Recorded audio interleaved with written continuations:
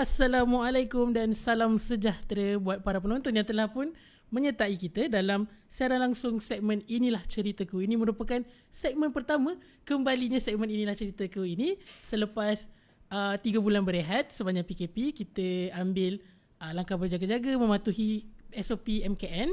Jadi kita tidak membenarkan tetamu ataupun orang luar datang ke konti. Jadi ini adalah segmen pertama kembalinya Inilah Ceritaku. Jadi tuan-tuan dan puan-puan yang excited akan segmen ini, marilah kita sama-sama dengarkan dan tonton segmen ini. Jadi seperti yang tuan-tuan dan puan-puan sedar, DJ Pak Su tidak dapat bersama dengan kita pada hari ini atas sebab-sebab kesihatan yang tidak dapat diduga. Jadi marilah kita sama-sama doakan agar Pak Su dikurniakan kesihatan dan kesembuhan dengan segera, insya-Allah.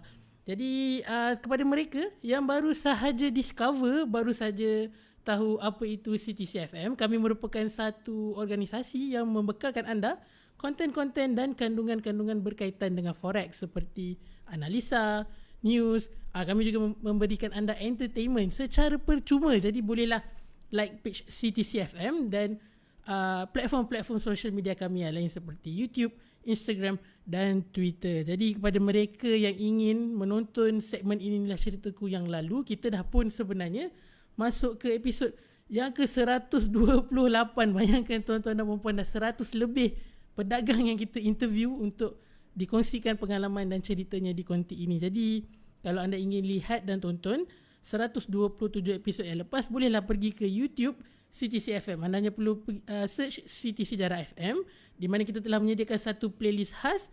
Di dalam tu ada kesemua episod Inilah Ceritaku yang lalu. Jadi jangan lupa, dah halalang sampai ke YouTube CTC-FM tu, tekan subscribe dan like tuan-tuan dan puan-puan. Okey. Jadi seperti biasa, sebelum kita mula, kami di CTC-FM ingin menyeru agar kita sama-sama, walaupun kita dah masuk ke fasa PKP yang pemulihan, PKPP, jadi eloklah kalau kita masih lagi mematuhi SOP-SOP yang telah pun ditetapkan oleh MKN dan KKM. InsyaAllah by the time kita tamat PKPP ni, kita akan dapat capai sifar COVID-19, insya-Allah. Jadi tuan-tuan dan puan-puan, dan dah sampai ke segmen kita, jangan lupa untuk like dan share. Dan pada mereka yang belum like lagi page CTC-FM, tekan like dan boleh tinggalkan komen kalau anda ingin bertanyakan sebarang soalan kepada saya, kepada tetamu kita ataupun generally kepada CTC-FM, insya-Allah. Jadi pada hari ini kita telah pun disertai oleh rakan-rakan kita dan para follower kita. Jadi terima kasih kepada saudara Faizal Hashim, JD Jamal Derimin, Muhammad Faris, Muhammad Fahmi, kita ada Izhar Amin, Ron Aman Safin, Pak Su syukur Pak Su di rumah. Terima kasih. Diharapkan berehat dan segera mendapatkan kesembuhan, insya-Allah. Dan kepada Yusri Hassan Basri, Rahim Menetaka, terima kasih kerana menyertai segmen kita pada malam ini. Okey. Tak apa buang masa, eloklah kita berkenalan dengan tetamu kita pada hari ini. Tak lain tak bukan, kalau dalam poster kita letak sebagai Mr. Flaha, nama glamour. Okey. Jadi apa khabar Mr. Flaha? Assalamualaikum. Waalaikumsalam. Baik, alhamdulillah. Abang apa khabar? Saya sihat, alhamdulillah. Excited sebenarnya nak mulakan segmen kita pada minggu ini. Jadi Mr. Flaha, ataupun tadi dia bagi tahu dekat saya, elok panggil dia WEK, W-E-K, WEK. Nama mesra Nama manja daripada kecil. Wow Yakov. Wow Yakov. Okey. Muka serius tu. Boleh ceritakan sedikit sebanyak macam mana boleh dapat nama WEK tu? Okey, sebelum saya bercerita, sebab ramai yang mungkin tahu saya suka bercerita. Okey. Sebelum kita terlanjur, saya nak mengucapkan terima kasih dekat CTC-FM, especially kepada Wak, pada Boboy sudi menjemput saya ke konti yang serba cantik dan serba sejuk ini. Kereta pula kita tak bawa. Okay, so back to the question. Where datang daripada waktu saya kecil. Okay. Dulu saya duduk di UK, Manchester. So nama saya Kamel Azwad bin Abdullah Elas Muhammad. Okay. Tapi bila mak saya panggil saya Wat, so tapi bila dia manja, tengah-tengah manja, okay, Wat tu jadi nama panggilan yang selalu dipanggil. Tapi lama-lama dia jadi wet. Tapi bila dia marah, dia dah tak ada wet dah. Dia panggil nama penuh. So itu kita faham lah tanda bila dia marah. Tapi originally wet datang daripada Azwat. So balik ke Malaysia, pakcik-makcik, semua cousin-cousin panggil wet, melekatlah sampai sekarang. Even dalam dunia trading pun, rakan-rakan trader pun panggil wet juga. Kebanyakannya yang memang selalu contact dengan saya, dia panggil, dia ada nama poyo sikit, Mr. Wet. Okay. Tapi saya selesa dipanggil wet. Okay. Yang Mr. Flaha ni pula? Okay, Mr. Flaha ni dia originally datang daripada roti. Saya dulu berniaga roti. Okay. Jadi nama roti saya Terbang Tinggi. Alright. Okay, dan waktu saya buat roti tu, pada masa yang sama saya buat production house. I see. Jadi production house tu saya namakan sebagai Flaha. Sebab roti ni jualan dia pada orang Melayu. So Okay. saya namalah Terbang Tinggi. Kalau Flaha ni banyak market dia kepada international Oh, punya orang. Flaha as in fly high. Yes. Okay, correct. okay. Okay, so Flaha is fly high dalam accent Negro. Negro boleh? Black people lah. Black people lah, Native American, Native African. African, yes. Thank you, bye-bye. Okay. It's okay. So dia bila dia, kalau kita dengar orang rap kan, dia selalu sebut, I'm going to make sure you Flaha, something like that. So saya attach dengan nama Flaha tu dan dijadikan brand sampai sekarang lah. Okay, alright. Jadi itu sedikit sebanyak mengenai nama Wet ataupun Mr. Flaha. Jadi saya rasa tanpa kita buang masa, semua orang pun saya rasa sudah sedia maklum, segmen Inilah Ceritaku ni kita kongsikan kepada penonton kita sedikit sebanyak. Orang kata sudut yang orang biasa tak boleh nampak, sebab orang kebanyakannya tengok trader forex ni macam kaya ni Mamat ni. Betul. Mamat ni trader ini memang confirm masyuk lah. Tapi kadang-kadang diorang tak nampak sudut-sudut yang macam kesusahan, penderitaan, pengorbanan tu. Jadi segmen ini memberikan ruang especially kepada mereka yang baru saja ingin menceburi ke dalam bidang dagangan forex ni. Jadi saya berikan ruang kepada Wet untuk ceritakan daripada awal bagaimana boleh terjerumus dalam dunia dagangan ni. Ataupun sebagai permulaan, Encik Wet bolehlah berikan introduction secara brief. Dari mana, macam mana boleh kenal awak, macam tu. Okay, baik, insyaAllah. Saya tertarik sebenarnya dengan statement Boboiboy terjerumus. Memang saya terjerumus ke dalam bidang ni pun. Saya rasa kita semua macam tu. Kita semua macam tu. Dan basically terjerumus ni sebabkan ada satu mentality lah, yang kita nampak bidang forex ni adalah satu bidang yang fast making money punya bidang. Saya tak boleh deny benda tu. Okay, awal-awal saya pun macam tu, dan mungkin saya percaya ramai orang baru, especially lepas PKP ni, kita akan nampak satu trend yang orang akan join forex dengan lebih banyak. Okay, sebab apa? Cepat gaya kan. Okay, jadi saya dijemput ke sini untuk saya ceritakan lah basically personally pengalaman saya terlibat dalam bidang forex. Boleh buat? Okay, boleh. So daripada awal, pertama kali saya kenal istilah forex tu 2007.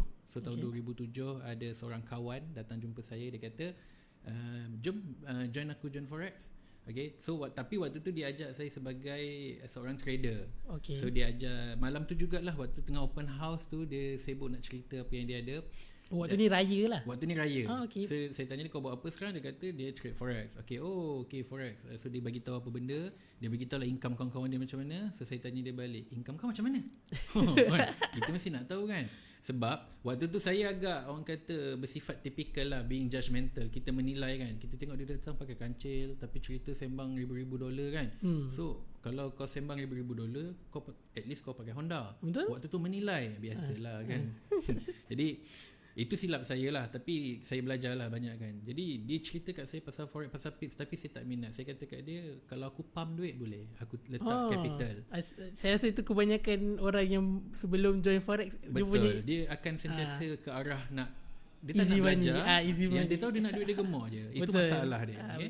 So dia kata belajarlah, susah sama dengan aku kan. So saya kata tak nak. Saya anggap benda tu buang masa lah kan. 2007 waktu tu. Jadi lepas 2013 lebih kurang, saya jumpa dia balik dan saya nampak life dia berubah lah. Okay, so life dia becoming better. Husband and wife, dua-dua kawan saya. Kawan ni maksudnya kawan sekerja ke, kawan sekolah ke? Kawan universiti. Kawan universiti. Waktu saya buat actuarial science dekat UiTM dulu. So dah habis universiti, kita buat haluan masing-masing kan. So 2007 tu dah habis belajar lah. Waktu tu dah nak habis belajar. Dah nak habis belajar. Okay. So di invite waktu tu lah. Tapi kita tak minat, sebab kita nampak macam waktu tu kita tengah buat benda lain yang kita rasa macam aku buat ni lagi bermakna, betul. Money making kan. So kita memang pandang sebelah mata je lah. Memang to be honest, kita pandang sebelah mata. Pelekeh lah orang panggil. Betul. Pelekeh. Tapi bila dah 2013 kita nampak life dia berubah kan. Dia boleh pergi hantar mak ayah dia pergi umrah. So hidup dia dah mula berubah kan. Daripada tak biasa rasa 4 angka dah rasa 6 angka. Dia punya postage dekat post-post dekat Facebook tu dah nampak very good lah. So kita impress lah kan manusia kan. Manusia macam apa pasal kau dah macam ni. Kita impress. Tapi dia punya tempoh tu quite lama lah. Last jumpa 2007. Lepas tu untuk dia capai ke arah tu pada tahun 2013. Betul. 2013 saya nampak dia dah sampai ke satu tahap yang memang dalam hati ni jealous ni dia ni. Asyuk kan. So saya wondering lah, kau buat apa kan? So dia kata dia buat forex. Tapi waktu tu dia dah mungkin ada pada tempat yang dah sangat berpengalaman. Jadi kita minta dia ajar. Waktu tu kita berakal nak belajar. So dia keluarkan satu statement. Dia kata kau bayar aku 10,000 pun aku tak akan ajar dah. Sebab bukan level aku untuk ajar, dia cakap. Saya tak faham maksud dia waktu tu. Tapi saya macam okay, maksudnya mungkin dia dah memang betul-betul manager ke, ataupun mungkin dia dah buka broker sendiri. Saya ingat lah waktu tu kan. So 2014 saya start going in depth untuk lebih kenal forex. Start daripada 2014, akhir 2014. Dan daripada situlah bermulanya kejerumusan saya ke dalam bidang yang ibarat kita nak lintas satu titian yang ada api kiri kanan. Jadi begitulah saya bersedikit. So kira 2013 mula rasa interested, tapi serius, mula jadi serius pada tahun 2014. 2014 end of 2014 dah memang sangat serius lah. Okay, sebelum tu status bekerja sebagai apa? Kali terakhir post saya di Dewan Philharmonic Petronas. Saya dalam business development punya department. So tugas saya adalah buat event lah. Kita buat konsert. Dan saya memang actively dalam bidang event since saya grad pun di UiTM course event management. Particularly dalam creative department. So benda-benda creativity ni saya minat. Kan? Jadi bila saya habis bekerja dekat Dewan Philharmonic Petronas, saya decide untuk sendiri. Saya tak decide untuk kerja bawah mana-mana orang. Mungkin waktu tu pun ada masalah dengan family. So keadaan membuatkan saya terpaksa stay dengan orang tua saya untuk jaga orang tua. Tapi cantik lah jalan cerita yang Allah dah buatkan tu. Maksudnya banyak perubahan yang saya belajar bila kita kerja sendiri, especially dengan kita punya keyakinan, kita punya tawakal kita. Jadi saya bersyukur bila kalau orang lain kata engkau ni tak ada apa, kata tak survive sendiri kan. Saya tak kisah pun sebab niat saya buat tu untuk nak jaga kedua orang tu saya. Jadi tak apalah orang nak cakap macam mana kan. But I learn a lot. Saya belajar banyak daripada apa yang jadi itulah. Betul. Jadi sebabkan benda tu saya mula berniaga roti. Ini selepas berhenti dengan Dewan Philharmonic lah? Selepas berhenti. Saya berhenti about 2013 kot. 2013. Dan baru saya start. Dan saya ada uruskan satu sekolah untuk Al-Quran. So lepas dari fasa tu saya mula start macam bak kata Boboy, menjerumuskan diri. Tapi sebelum kita mula bercakap tentang fasa terjerumus ni, okay, boleh cerita sikit sebanyak tentang bisnes roti yang dijalankan sebab macam menarik roti tu dinamakan roti pound terbang tinggi. Pun cantik juga jalan cerita Allah. Mungkin Boboy akan perasan saya banyak sebab saya saya banyak orang kata cantik jalan cerita ni because I believe in destiny. Allah dah aturkan macam tu. Ini bukan kebetulan, bukannya saya yang ada idea, tak, semua ni cantik aturan Allah. Jadi cerita roti ni waktu tu ada cousin saya meninggal dekat Terengganu. Ayah saya orang Terengganu. So kita balik ke kampung nak pergi uruskan jenazah semua, and then duduk tepi pantai saya dapat ilham. Allah bagi ilham, cuba kau pergi jumpa makcik kau. Makcik kau ni buat roti pound. So nama roti yang saya buat tu roti pound. Roti pound. Dia ada macam roti pau ke bukan? Bukan, dia macam roti bulat-bulat. Pau pun bulat kan. Tapi dia macam stack dalam satu plastik, ada 11 biji macam tu lah. Kalau orang Terengganu dia tahu roti pound tu. Sebab dia banyak jual tepi-tepi jalan kan. So waktu kecil dulu bila kita balik kampung, roti pound ni memang roti yang kita akan bawa balik ke Seremban. Beli banyak-banyak makan dalam kereta. So waktu yang saya uruskan jenazah, lepas dah settle uruskan jenazah, dan saya terfikir why not saya bawa roti pound tu bawa balik ke Seremban. Tak payah dah saya nak beli kat Terengganu kan. So daripada situ datanglah hasil untuk marketkan dia bila mana orang mula minta. So kebetulan saya ada basic dalam marketing. So saya buat market dan pun Allah, dengan izin Allah juga, tak sampai setahun roti tu meletup lah. Maksudnya demand sangat tinggi, demand naik dan kita sampai ke tahap yang kita upah pekerja, kita beli barang yang orang kata untuk buat production lebih besar lah. I see. Kira expand the business lah. Expand the business sampai ke satu tahap yang mungkin waktu tu dah luar kemampuan saya. Okay. Jadi saya decide untuk stop. Dan roti tu stop lebih kurang 2017 kot, 2018. Dan bila roti tu kita stop kan, dan saya decide untuk fokus pada trading. I see. Sebab waktu tu lah turning point saya mula datang. Kira macam start ke arah trading tu ketika masih lagi dalam bisnes roti lah. Betul. I see. Kadang-kadang tengah buat roti, tengah ada uli mata macam ni tengok cat. So bila kita tengok cat tu merah, roti kita tak jadi. Betul. Sebab roti ni dia kena tengok siapa yang buat tu. Kalau mood dia tak okey, dia tak jadi. Betul. Dia panggil bantat. Okay. Jadi waktu zaman saya memang orang kata tengah asyik merah kan. So banyak roti tak jadi. Emosi kan. Jadi kita uli pun macam kalau lah ini kepala drum macam tu lah, macam tu kan. Tapi sebenarnya merupakan satu introduction yang sangat cantik pada dunia dagangan. Sebab orang banyak tak faham sebenarnya trading ni merupakan satu perniagaan juga. Correct, betul. Kita berjual beli mata wang. So konsep dia sama juga macam berniaga. Betul. Setuju. Saya rasa kebanyakan trader baru diorang rasa macam trading ni macam MLM. Betul, correct. Macam di stack. It's not like that. It's a business. Betul. You have to buy and sell. Betul, especially kalau macam WEC dah ada business, so you understand konsep supply and demand. Betul. Which is very very useful in terms of trading. Betul, correct. Analogi dia macam ni boy. Saya suka guna analogi yang macam kalau kita berniaga burger. Okay. Siapa dalam Malaysia ni yang berniaga burger, hari ni dia terfikir nak berniaga burger, esok dia jutawan? Ada tak peniaga burger kat Malaysia ni yang hari ni dia terfikir nak buat burger, malam ni dia beli roti, dia beli daging, esok dia dah jadi jutawan? Tak ada. Okay, so itu business. Betul. Sama juga dalam trading. Analogi dia gitu. Betul. Sebab kadang-kadang orang tak faham. Orang ingat forex pagi boleh buat $2,000, $3,000, petang boleh buat banyak lagi kan. Sedangkan dia perlukan plan, dia perlukan sistem. Betul. So something like that lah. Itulah penceritaan dia. Jadi saya rasa itu merupakan satu tips atau pesanan yang baik, especially kepada penonton kita yang di kalangan trader-trader baru, juga trader-trader lama boleh menggunakan tips ini untuk kekal konsisten dan istiqamah dalam dagangan forex anda. Jadi kepada tuan-tuan dan puan-puan yang masih belum lagi share video ini, share supaya kita dapat kongsikan dengan lebih ramai lagi penonton di luar sana, kepada orang-orang yang mungkin sedang merah, tengah emosi. So kalau kita share video ni, dia tengok dia macam inspirasi untuk comeback. Dia ada motivasi. InsyaAllah. Jadi share dan like video ini. Okay. Jadi kita kembali pada WEC. Okay. Kali ni kita terus masuk ke dalam fasa mula berdagang forex. Mula berdagang. Okay, baik, insyaAllah. Jadi pertama kali saya mula berdagang forex, actually to be honest, the capital yang saya guna lebih kurang dalam $100 je. Okay. Pertama kali.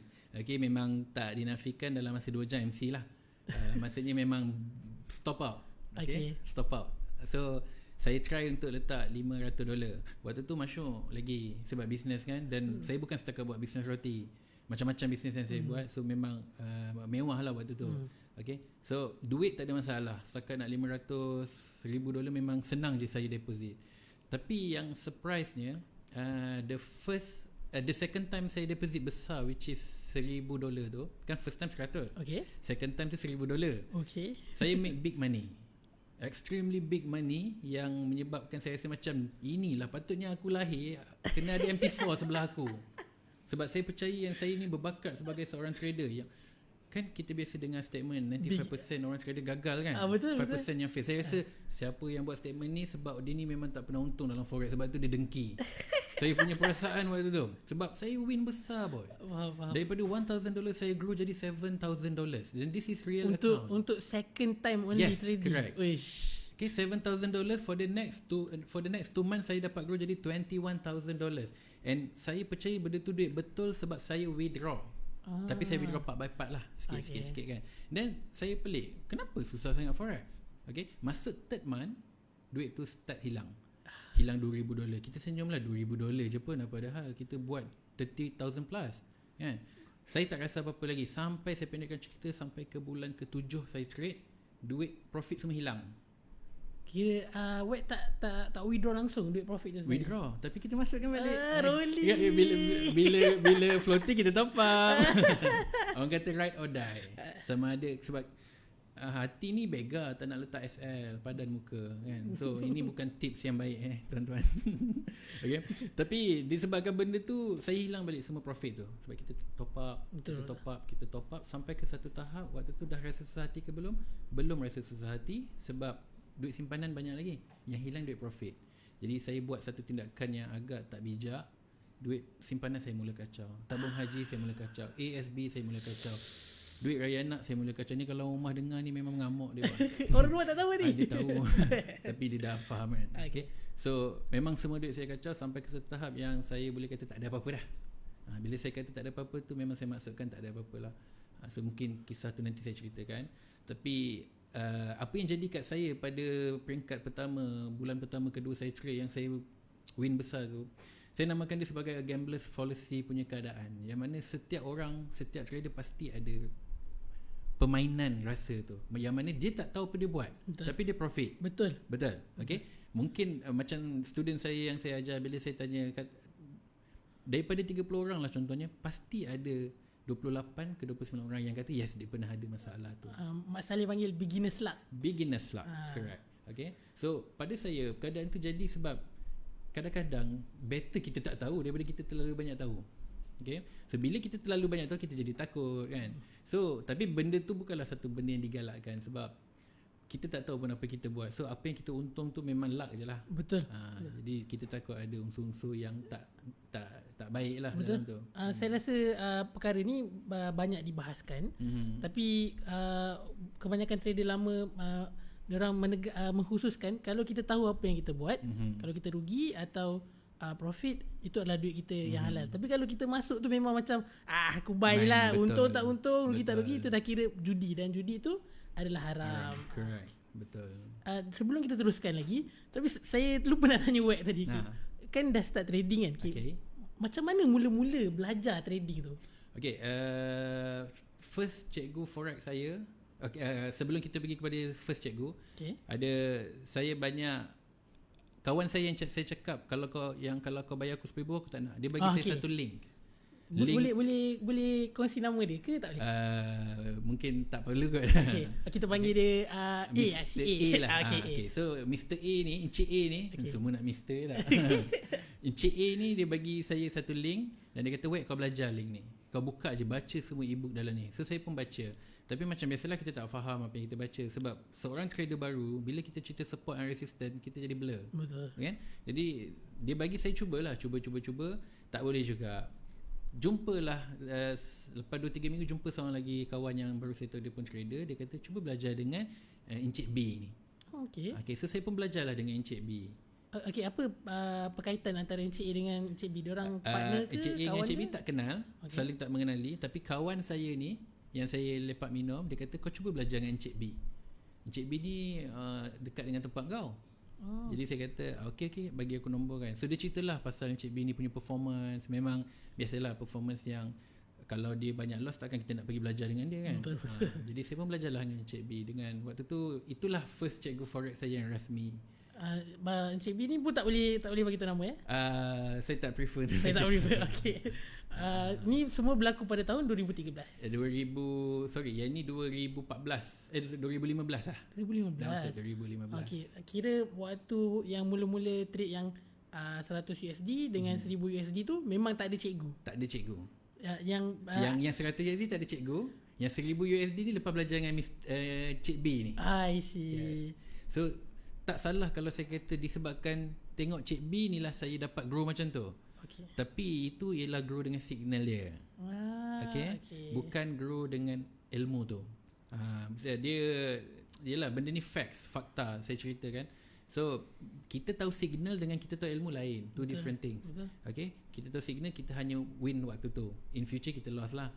Jadi saya dapat buat banyak tu dengan signal lah. Thanks to Encik B jugalah sebenarnya. Kokok dengar. Encik B harap sedarlah siapa dia Encik B tu. Okay, kalau yang first tu yang download MT4 semua tu Encik A yang ajar ke? Encik A yang ajar. Oh, Encik A ajar download MT4. Memang noob habis lah. Memang noob habis. Call pakai WhatsApp sampai dia tak larat kan nak layan soalan. Benda paling basic je. Ni macam mana aku nak link account ni dengan komputer? Memang noob lah. Memang tak tahu apa-apa. Boleh share broker apa yang guna waktu tu? First broker saya Mokas. Mokas. Yes. Okay. Alright. Sebab Encik ini pun daripada Mokas. So dia very helpful person lah. Dia tolong semua kan. Dan lepas lama-lama dia kata, okay Wek, sekarang kau cari jalan kau sendiri. So kita faham lah kan? So kita pun cari jalan kita sendiri. Itu yang jumpa Cik B, Cik C, D, E, F, G. Okay, kiranya lepas dah guna signal Encik B, kemudian dah mengalami kerugian. Kini kita sambung balik cerita tadi. Okay, selepas jatuh dan rugi sehingga menggunakan duit simpanan, duit tabung haji, yang sememangnya pada trader di luar sana jangan buat. Ingat, jangan buat. Okay, selepas itu macam mana Wek bangkit kembali? Saya ambil kesempatan ni untuk cerita satu kisah. Okay. Boleh? Boleh. The biggest moment saya punya kejatuhan pada tahun 2017 waktu kelahiran anak ketiga saya. I see. Okay. Waktu tu anak ketiga saya baru lahir. Dia lahir pukul 7 petang. Dan saya hilang duit terakhir saya lebih kurang dalam $3,000 lebih pukul 9 malam. Ingat tu. So dia kisah ni sadis kan, tapi saya tak naklah bersadisan dekat sini. Jadi apa yang jadi lepas anak saya tu dah keluar dan dah uruskan semua, saya keluar tengok phone, saya nampak chat saya hang. Jadi saya ingatkan macam yelah mungkin internet tengah tak loading kan. Tapi bila dia loading memang betul-betul dah tak ada position. Jadi rupanya semua duit tu dah stop out. Okay, jadi itu adalah kenangan yang paling mengguris hati lah sebenarnya. Sebab waktu tu bila saya MC $3,000 bersamaan dalam $12,000 lebih ringgit, itu adalah duit terakhir dan saya ingat lagi dalam akaun saya hanya ada $700. ASB tabung haji dah tak ada. Duit raya nak burn. Dan itu adalah duit terakhir, yang mana duit itulah nak bayar kereta, duit itulah nak bayar sekolah anak, duit itulah nak bayar makan minum. Dan dalam keadaan anak dah masuk 3 orang waktu tu. Dan isteri saya suri rumah. Isteri saya housewife. Dan waktu tu saya dah tak buat bisnes roti, so tak ada incoming money masuk. Okay, jadi daripada situlah yang takdir menggerakkan saya, Allah gerakkan saya untuk buat kerja-kerja yang memang saya dulu saya fikir saya takkan pernah buat benda ni, tak terfikir nak buat. Antara contohnya saya buat Grab dan saya survive, sangat survive dalam Grab. So dalam Grab tu saya belajar banyak benda. So antara benda yang paling saya rasa saya nak kongsi dengan korang ialah kisah KFC lah kan. So orang macam asyik lah tu kan, duit 700 mampu makan KFC. Betul. Nampak macam asyik, tapi dia ada kisah dia. So back to 2014, ada seorang kawan saya pernah tanya, Wek, kau tahu tak apa KFC yang paling sedap kan? So saya kata tak tahu. Saya pendekkan cerita boy. Dia kata KFC yang paling sedap ialah KFC yang orang belanja makan. Betul. Okay? Sebab waktu tu saya belanja dia makan KFC dalam keadaan yang income dia hanya 100 seminggu. Dia tolong saya dengan sekolah Al-Quran. Jadi saya bayar dia 100 seminggu untuk jaga 2 kelas lah. Jadi setiap kali dia bayar, setiap kali kita habis jaga kelas, kita orang pergi makan. Jadi satu hari saya buat dia makan KFC. Dan waktu tu dia cakap, kau tahu tak KFC apa yang paling sedap? Dia kata KFC yang orang belanja. Saya gelak je lah, saya pula bodoh kau buat ni kan? Saya tak faham, saya tak get the point. Tapi bila saya buat Grab satu malam tu, saya dapat net bersih profit lebih kurang RM70.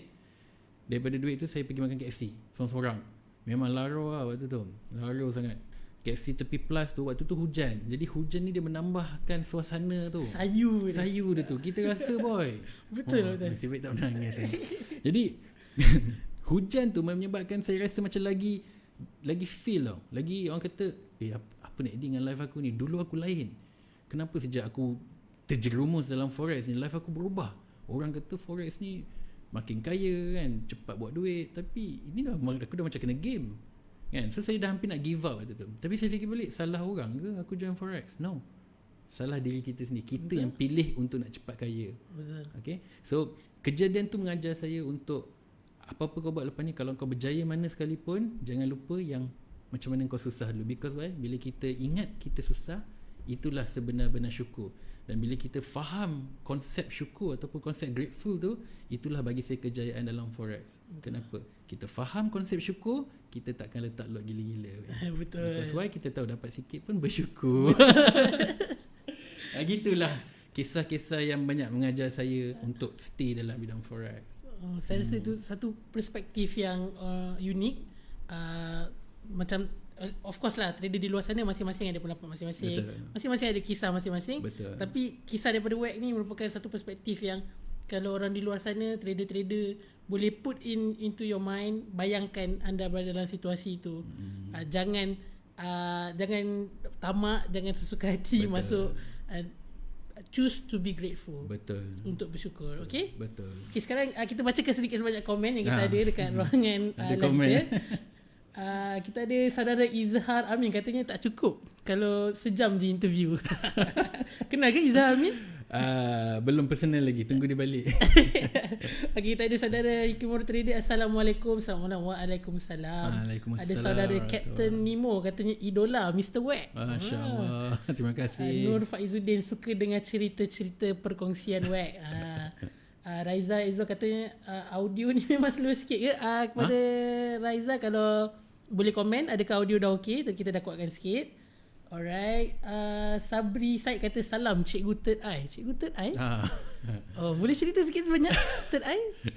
Okay, actually Third Eye ni adalah satu program yang saya dirikan khas untuk dia program bersilibus lah, mentorship kita panggil, program mentorship, yang mana kita guide trader yang baru untuk faham kaedah baca market. Jadi dia pada saya dia agak berbeza sebab saya pegang pada pendekatan mentorship. Bila saya sebut mentorship, dia satu program bimbingan berterusan. Dia bukannya kita buat kelas 2 jam, orang datang belajar, orang balik, orang trade sendiri. Jadi kaedah yang saya gunakan lain. Sebab pegangan saya forex ni dia macam kita baby belajar kan bertahun, boleh pandai cakap, boleh berjalan, dia berperingkat. Macam tu juga dengan forex trading. So dia tak boleh jadi kalau 2 jam 3 jam punya kelas, 1 bulan punya kelas, tahu satu teknik. Pada saya lah, ini pendapat pribadi saya tak percaya forex macam tu. Betul. It must be done in many ways. Maksudnya banyak kita kena faham kaedah tu. Jadi saya simpulkan semua tu ikut pengalaman saya belajar dan pengalaman saya kemerah-merahan. Saya jadikan dia satu model dan dinamakan sebagai The Third Eye. So The Third Eye ni basically satu program yang bila kita tengok chart, kita tahu apa market tengah buat. Jadi kita tahu bila nak entry, bila jangan entry, kat mana nak entry, kat mana kalau nak cut loss, something like that lah. Kira Third Eye tu merupakan satu metafor untuk melihat market lah. I see. Betul. Exactly. Okay. Mari kita kembali kepada cerita tadi. Jom. Okay, setelah di dalam hujan memakan KFC dalam suasana yang sayu. Okay, selepas itu. Okay, waktu saya makan tu, saya pilih tempat yang paling belakang sebab waktu tu saya sangat lapar. Seharian saya tak makan. To be honest, seharian daripada pagi saya keluar dari Seremban, hantar orang sana sini. Lepas tu balik makan dapat RM80 je. Waktu saya makan tu saya rasa macam saya tak nak tengok orang lain, saya tak nak orang lain tengok saya makan. Jadi saya pilih tempat paling belakang sekali. Okay, sebab saya dah lapar sangat kan. Tapi makanan pun tak mewah, kita beli dinner plate, snack plate je yang ada 2 ketul ayam tu. Kan, jadi waktu saya makan tu, tapi mata saya tertumpu dekat belakang KFC tu. Okay, jadi waktu saya tengah berseorangan tu lah datangnya satu orang kata turning point lah. Saya anggap dia sebagai turning point lah. Yang mana turning point ni buat saya rasa macam kau kena stop dalam keadaan macam ni. Okay. Sebab dulu kau tak macam ni, tapi sekarang engkau dah more orang kata melampau kan. Maksudnya kita tahu kita tak profit, kita duk masuk position, so it must, orang kata you must change. Jadi antara turning point yang mengubah hidup saya adalah pada saat tu. Okay, saya dia tak ada benda mistik pun sebenarnya, tapi ialah hujan tu, suasana waktu tu memang dia buat saya berfikir seorang yang stop, kau dah berjudi banyak sangat. Okay, so it must be stop dan cari knowledge. Okay, so daripada situ saya start balik, tak masuk dah position. Waktu tu pun tak adalah masuk position besar, banyak demo kan, tapi demo pun saya stop. Okay. Ya, sebab saya rasa tak boleh, kita dah makin lost. Bila kita lost, kita masuk lagi market, kita sebenarnya bagi peluang dekat, kita kenyangkan perut ikan je sebenarnya, jerung kan. So it's not a good decision untuk kita masuk market dalam keadaan kita lost. Jadi waktu tu demo pun saya stop, saya fokus pada family. Okay, dan bila waktu belajar tu, yang waktu saya tengah buat Grab tu, balik malam, anak-anak dah tidur, saya mandi, saya solat, saya buka chat, but without knowing anything apa yang saya tengok. So that was a big mistake sebenarnya. Okay, so bila saya ubah, saya mula start pay attention ke anak-anak, itu perubahan dia. Jadi baru saya faham yang okay, now baru orang cakap family tu penting kan. So saya mungkin agak dungu sikit sebab lambat. But at least I reach to that point lah. Dan kadang-kadang kita fikir apa lagi ilmu yang kita tak ada kan. Kadang-kadang mungkin sebenarnya ilmu kita dah banyak sebagai seorang trader, tapi benda-benda macam ni lah yang kita terlepas pandang, especially family, isteri, mak ayah kan. So itulah dia macam dakwah lah. tak, tapi betul. Betul. It's not surprising sebenarnya. Saya rasa ramai juga trader yang pernah datang ke konti ni, mereka berkongsikan pendapat yang sama. Sebenarnya bila kita terlalu fokus kepada chart, mengejar duit, dia sebenarnya Allah nak berikan kita pengajaran. Betul. Kerana family tu lebih penting. Dan bila kita care what's more important, dekat situ barulah akan ada jalan yang muncul. Betul. Dia jalan tu memang dari arah yang orang kata apa, biar betul lah macam ni je ke. Dia macam ni tau boy, macam sekejap je.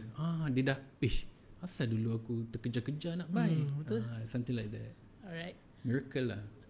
Okay, so bila dah start pay attention to your kids, your family, so lepas tu Wek ambil approach yang macam mana pula kepada trade? Ke lepas tu macam rehat beberapa bulan dulu ke macam mana? Okay, to be honest, waktu saya dah start sedar yang orang kata I should pay attention to my kids, saya dah dalam keadaan yang saya dah tak nak belajar dah.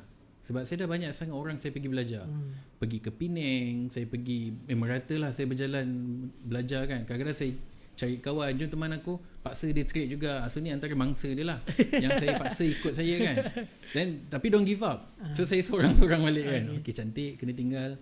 So saya tak give up. Saya pun tak tahu kenapa saya tak give up. Sedangkan waktu UiTM dulu kelas selalu tak pergi kan. Tapi yang ni memang rajin sangat cari ilmu. Saya tak faham kenapa. Mungkin sebab duit kot kan. Jadi kita masih lagi rasa kuat untuk survive, untuk struggle dalam bidang ni.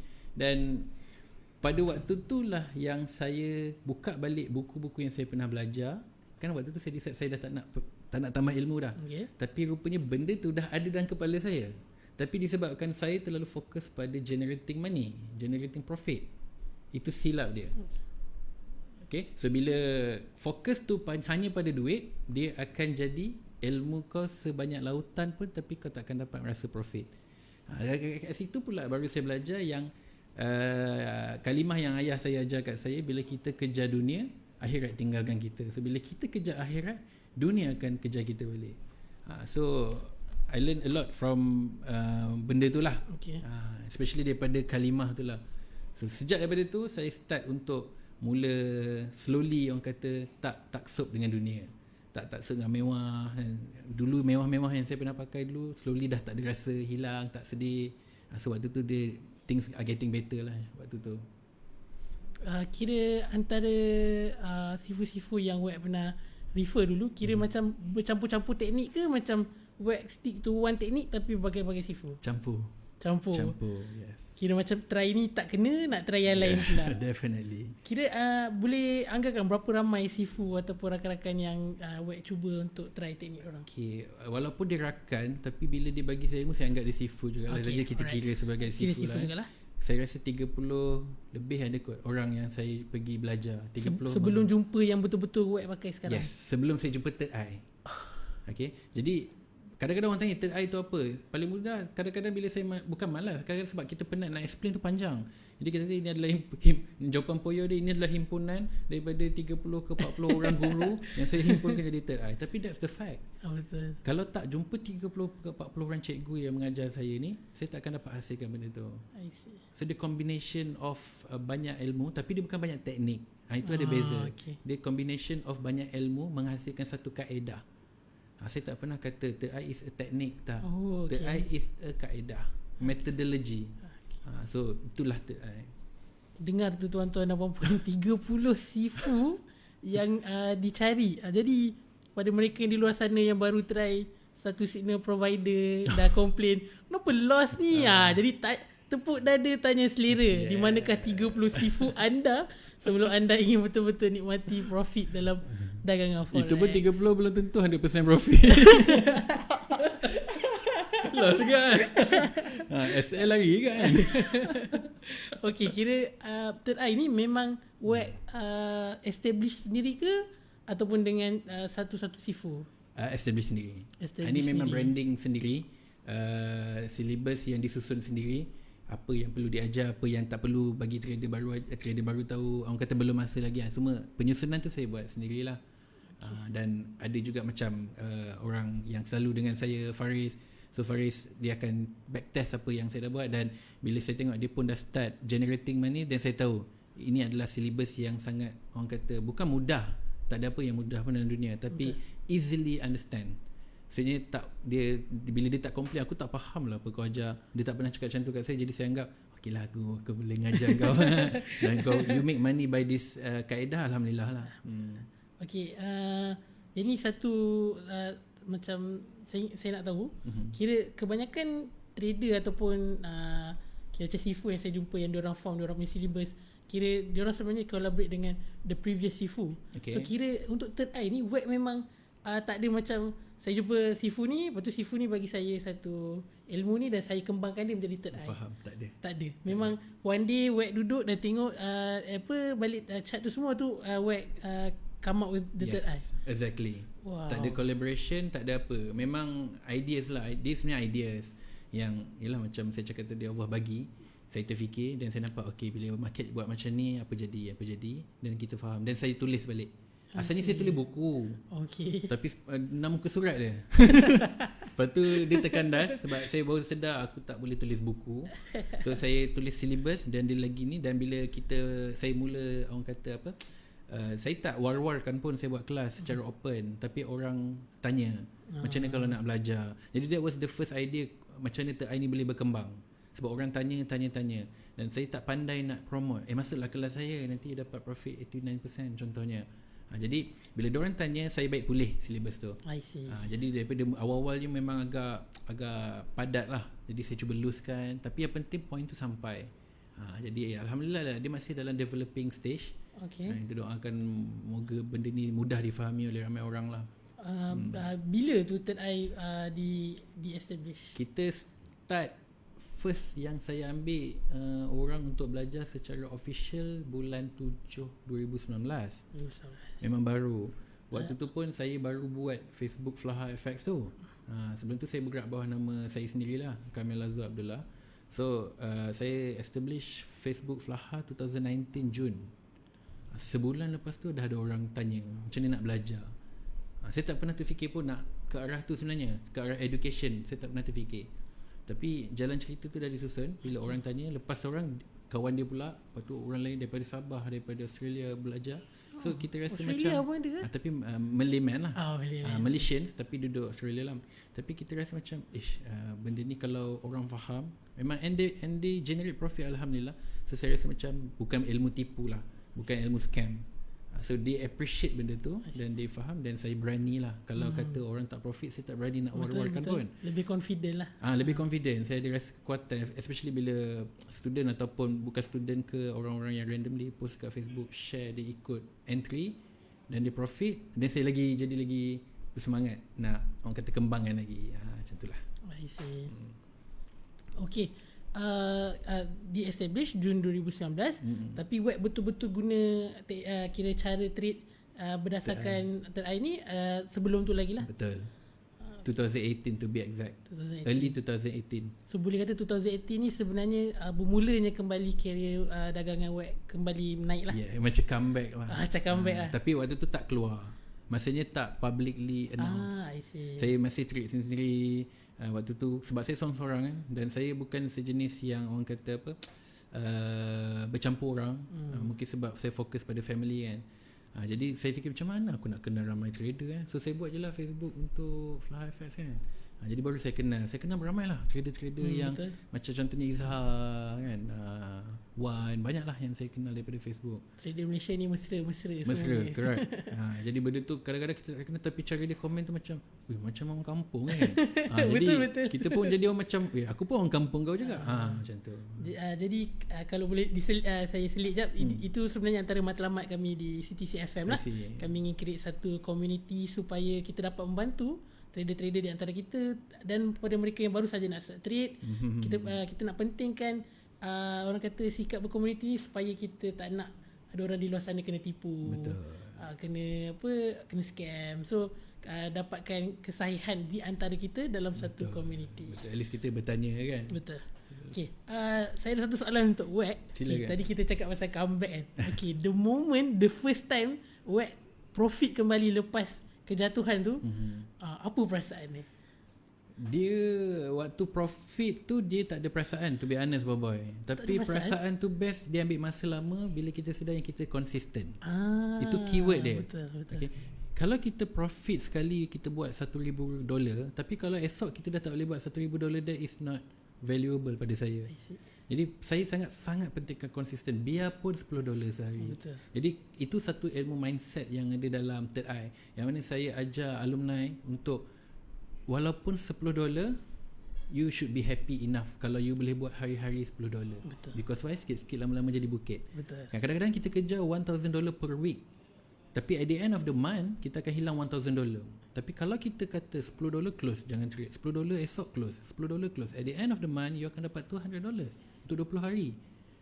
Mana lagi elok $200 profit ataupun $1,000 loss? Betul. So itu adalah mindset yang simple, tapi tak ramai orang nak. Kenapa? Niat asal dia tu buat forex. Kenapa? Kalau selagi you tak ubah niat you, selagi tu you tak akan boleh nampak jalan dalam forex. Because why? Basic benda tu niat je. Betul. Orang akan cakap, mulut akan cakap, tak, aku memang dah tak nak cepat kaya, aku faham dah permainan forex ni, aku faham dia punya game. Tapi kalau lot you pun tak berpadanan dengan you punya capital, itu bukti paling nyata yang you tak faham lagi. You memang nak cepat kaya. Simple as that. Same as business lah. Betul, kalau kita buka kedai makan, hari ni kita untung, waktu cakap esok lusa lah, tak lah pun nak datang makan, aku dah ada untung lah hari betul. Ni. So esok lusa dia pun lambat buka kedai. Betul. Orang judge, orang tengok, macam ni lah berniaga kan. Semalam beria buka promote, hari ni tak buka kedai, esok tak buka kedai, sebab dah dapat profit semalam. Macam tu lah. Jadi kita nak konsistensi. Itu paling penting dalam forex. Ada pentingnya kepada mereka yang di luar sana ingin menceburi bidang forex ni, sedar yang forex ni bukannya macam nombor ekor. Betul, one correct. time. You have to correctly plan apa yang you nak sebenarnya. Betul. Especially when it comes to spending money kan. Betul, exactly. Alright. So bila Wack dah sedar yang Wack finally reach that consistent, how do you feel? Macam mana Wack? Saya rasa reborn. Reborn To be honest, saya rasa reborn. Okay. Boy, to be honest, saya orang kata in deep trouble lah waktu saya tak jumpa jalan tu. Sampai ke tahap yang saya rasa macam, aku ni boleh ke jaga anak-anak aku kan? Dia ada sampai ke satu tahap yang kita rasa macam, patut ke aku hidup? So some sort of ideas yang datang dalam kepala. Bab agama, kita petikaikan benda tu. Kita solat, tapi kenapa Allah tak bagi kita rezeki? So those things are benda yang memang halus lah. Jadi benda tu jadi kat saya, to be honest memang jadi. Dan banyaklah isteri saya banyak support saya. Isteri saya, dia nampak saya rugi, tapi dia tak pernah orang kata waktu tu lah demand nak pergi berjalan, tak. Dia faham. Bila tengok muka monyok je, merah je, dia tak akan tanya apa-apa. In fact dia jaga anak-anak dan dia tak bagi anak-anak kacau saya. Jadi benda-benda tu, penangan forex ni dia boleh buat orang sampai ke macam tu. Betul. Itu belum cerita yang orang-orang yang PM cerita pasal memang dah berapa kali masuk hospital sebab dah tak rasa macam tak ada daya nak hidup. Okay, dan dia minta bantuan, tapi kita tahu benda ni tak ada siapa boleh tolong. Okay, melainkan kita stop, kita belajar, and then kita start balik slow-slow dengan bimbingan. Betul. Untuk orang yang dah putus harap. Jadi kalau Boboiboy tanya saya apa perasaan saya rasa hidup semula. Yes, after umur saya 33 tahun. Dan waktu tu saya rasa macam macam 20 tahun lebih saya hidup tu tak ada makna, hilang semua benda. Sampailah yang saya dapat konsistensi tu, saya rasa macam reborn. So the one word yang sesuai untuk jawab soalan Boboiboy is reborn. It's macam yes, I'm alive. Saya rasa ramai trader nakkan perasaan tu ya. Correct. Betul. Dan itulah yang saya nak buat. Walaupun bunyi dia macam agak bombastic pun, kau nak reborn kan ramai orang, but dalam data air itulah yang saya buat. Kadang-kadang sampai ke satu tahap saya minta trader buat surat aku janji, ataupun buat macam aku janjilah, you akan ubah ni, kita lah, dia ada mandram. Sebab kita nak reborn, kita nak orang dah jangan treat cara lama, you are now guna cara yang baru dan fokus pada benda ni, something like that. Alright. Okay, so soalan yang saya rasa basic kita tanya semua kita Silakan. punya tetamu, inilah ceritaku. Okay, kalau nak share satu momen yang tak boleh dilupakan selain daripada yang Wack dah cerita dalam perkongsian kita dalam 50 minit yang lepas ni, ada tak satu momen yang Wack takkan lupa sepanjang Wack terlibat dalam dunia dagangan forex? Momen tu momen yang manis ke yang tak manis? Boleh, you can pick either one. Anything. Okay. Lebih daripada satu pun tak apa. Okay. Paling manis ialah bila saya boleh hadiahkan itu tak manis sangat. Cik manis lagi Tapi lah. kita nak tahu tu macam menarik ni, boleh hadiahkan? Okay, bila saya boleh hadiahkan ayah saya apa yang dia nak lah. Okay, waktu tu adalah waktu yang saya memang make money lah. Okay. So bila saya dapat, dia kata, "Weh, rumah papa kalau pasang aircon best juga." Jadi saya pasangkan aircon. TV rumah papa ni dia TV kotak lama lah, weh. Dia dah bagi hint macam tu kan. Jadi saya pergi kedai terus saya suat, "Nah, bah TV." Bukan saya bagi, orang hantar style sikit. Dah banyak lagi TV datang. So saya rasa as a son, saya rasa macam bangga dapat buat macam tu. And then saya dapat hantar mak mertua saya pergi umrah, dan saya rasa macam itu je lah yang saya nak dalam hidup ni pun. Saya tak pernah nak impikan benda-benda yang selalu kita tengok, flash lifestyle. Kalau Boboy pernah dengar dalam Instagram yang jenis apa, 70,000 cash atas meja, ada laptop, ada awek terbaring atas laptop, itu bukan lifestyle yang saya pernah idamkan. Tak ada, no such thing. Minta-minta tiba-tiba diuji pula ni kan. Aku ni mulut masin juga kan. Datang pula. Tapi flash lifestyle tu actually benda yang memang perangkap ramai orang. Betul, lah. Okay? betul. So saya memang minta doa sangat-sangat supaya saya tak, walaupun saya dah berjaya nanti ke sekarang ke, saya minta supaya dijauhkan daripada ujian tu. Sebab kita takut kalau kita dah terlibat dalam lifestyle macam tu, bagi 10,000 tak cukup, 20,000 tak cukup, 30,000 tak cukup. And so paling manis itulah, dua itulah bagi mak mertua saya pergi umrah, dan ayah saya barang-barang yang dia nak guna lah. It's actually more meaningful kan? More meaningful because it's all about value. Yes. Duit tu tak ada pun, tapi bila kita boleh bagi dan adik-beradik lain kita tak bagi, so kita rasa macam ayah kita tahu kita tak kerja, adik-beradik lain kerja. Betul. Tapi yang tak kerja ni pula yang bagi aku ni kan. So kita rasa best lah. Compared to macam flash lifestyle tu, saya rasa saya pernah juga tanya beberapa orang yang diorang pernah melalui kehidupan yang macam tu. They felt that at one point it's all meaningless. Betul. Paling pun boleh tunjuk Instagram, we got a few likes, lepas Betul. tu it all ends there. Tapi kalau kita dapat gembirakan hati orang, it takes for a long time. Betul. Pada kita. Saya memang sangat suka pegang pada konsep kita hidup kita ni untuk bagi manfaat ke orang. Betul. Alright, so bila kita amalkan benda tu, kebaikan tu Allah akan bagi balik. Sebab kita tak boleh expect kebaikan tu orang bagi kita. Betul. Bahaya. Because why? Yang maha memberi Allah, yang maha bagi rezeki, yang razak Allah. So kalau kita rasa macam kita buat something expecting in return daripada someone, itu bahaya. Betul. Jadi saya suka untuk ingatkan diri saya, jangan expect daripada orang. Kalau orang tu tak boleh buat, jangan kecewa. Betul. Sebab yang bagi semua daripada Allah lah. Alright, kita actually dah masuk 10 minit yang terakhir. It's already 9:53 PM. Okay, so kita bagi ruang ni kepada Wack kalau ada nak promote apa-apa ataupun kata-kata terakhir ke. Okay,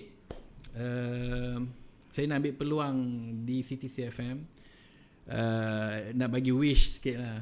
Especially for those yang masih tak jumpa jalan lah. Sebab saya rasa, yelah saya tak ada kat tempat korang kan, tapi jangan risau. Sebab apa yang korang rasa ataupun yang for those yang lost ni ataupun yang masih mencari jalan, yang win kita tak nak cerita lah sebab dah berjaya kan.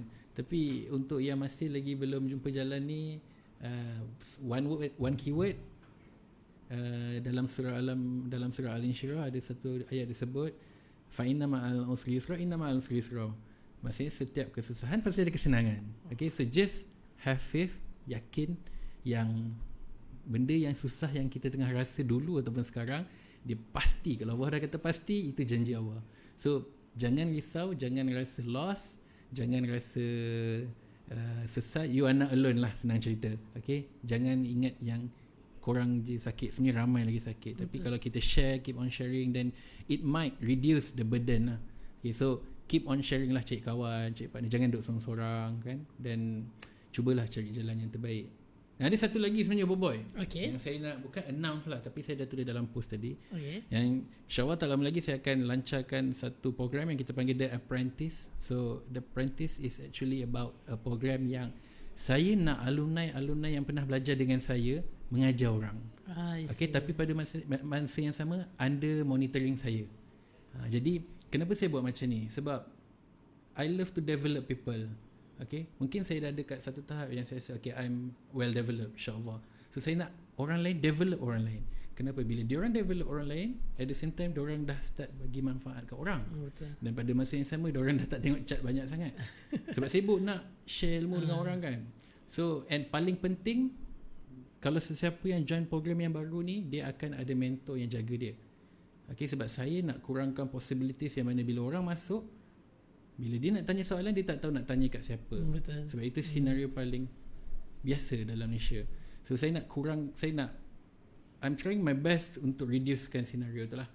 So sebab tu wujudnya idea The Apprentice, supaya yang baru masa ni dia akan ada mentor yang akan guide dia punya trading activities, tapi bawah pemantauan saya. Jadi saya sendiri pun akan guide, dan mentor-mentor kecil lah, kita panggil mentor-mentor kecil akan mula mengajar. So semua orang dapat benefit. So something like that. So insyaAllah program tu akan di-announce by August, insyaAllah. Macam mana kita nak reach kalau berminat dengan program The Apprentice ni? Kita memang kita Fly Effects punya channel hanya ada hanya ada 2 saja. Okay. Facebook dengan Telegram. Kita tak ada apa-apa private, kita tak ada apa-apa group group Telegram, tak ada. Kita hanya ada channel Telegram, dan kita ada Facebook personal saya lah, Fly Effect, dan private group untuk alumni The Third Eye. So semua alumni saya kumpulkan dalam satu group supaya perbincangan tu jadi terfokus. Jadi kita tak ada open group. Sebab ramai yang tanya, ada tak group yang boleh join bagi signal? Tak ada, saya tak buat semua tu. Signal saya pun ke laut. Okay. So jadi kalau sesiapa yang berminat untuk sertai, bolehlah terus hubungi dekat Flaha FX punya Facebook. Facebook Flaha FX, boleh follow saya. Sekarang dah tukar nama baru, Mr. Flaha. Mr. Flaha. Okay, yang agak-agak nampak ada orang cacah nak terbang tu, yang tak berambut tu, itulah Facebook saya. Boleh follow, boleh klik follow, dan tengoklah apa yang cerita-cerita yang saya sajikan. Jadi bolehlah search Facebook Mr. Flaha, FLAHAA. Alright. Okay, so sekarang kita dah sampai ke 9.57 malam. So Wek ada kata-kata terakhir sebelum kita tutup segmen hari ni? Kata-kata terakhir, make a wise decision. Okay, jangan pernah give up. Okay, jangan menyesal terjerumus ke dalam bidang forex, sebab jerumusan inilah jerumusan yang termanis yang akan jadi kenangan sampai bila-bila. Semoga anda berjaya, kita semua berjaya, dan mampu menyumbang kepada ibu bapa, agama dan tanah air Aceh. Dia macam moto apa. Itu satu rumusan yang tepat. Okay, terima kasih kepada Wek ataupun Mr. Flaha kerana sertai kita dalam segmen Inilah Ceritaku. Saya rasa ini satu segmen comeback. Tetamu yang perfect untuk comeback segmen Inilah Ceritaku kita. Jadi diharapkan tuan-tuan dan puan-puan di luar sana dapat mengambil sedikit sebanyak ilmu pengajaran daripada perkongsian Encik Wek. Jadi kalau kepada mereka yang baru sertai, baru masuk pada live kita, mungkin nak tengok balik, jangan risau, kita tak delete live ni, boleh tengok balik ataupun boleh pergi ke YouTube, kita akan upload semula untuk anda tonton semula. Okay, jadi terima kasih Encik Wek. Terima kasih, bye-bye. Lepas ni boleh sambung makan kat luar.